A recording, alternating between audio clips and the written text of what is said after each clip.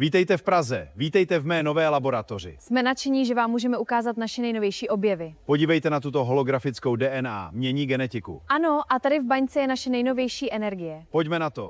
Ahoj všichni, vítejte v laboratoři šíleného profesora Praha. Ahoj, jsem doktor Sofie Harmonová a jsem nesmírně ráda, že vás mohu přivítat.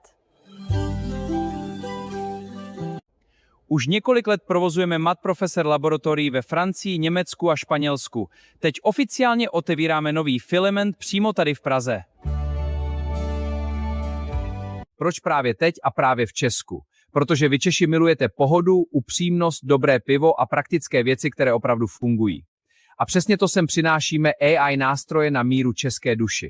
Naše laboratoř se zaměřuje na 3 hlavní oblasti. Lásku a vztahy, osobní růst a mindset, business a produktivitu. Všechno jsme na sobě jako šílení vědci a českým humorem.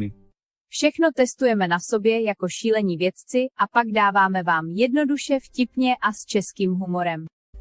Co od nás můžete čekat? Budeme dělat živé experimenty, testovat reálné nástroje jako Couple Builder AI, dávat praktické hacky, jak mít víc času na život, na pivo a na hokej. Takže se těšte.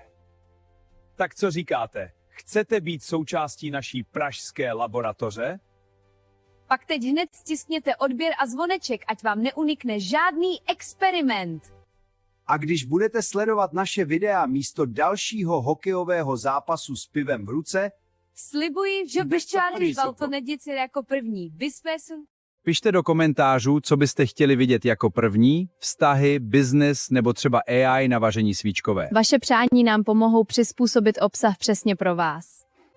děkujeme, že jste tady. V laboratoři šíleného profesora Praha měníme životy, jeden AI experiment za druhým. Na zdraví. Ahoj a vítejte doma.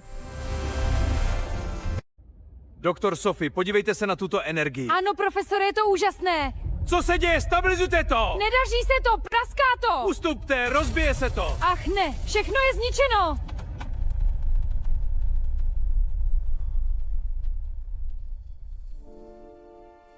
Ano, mluvit česky není tak snadné, jak jsem si myslel.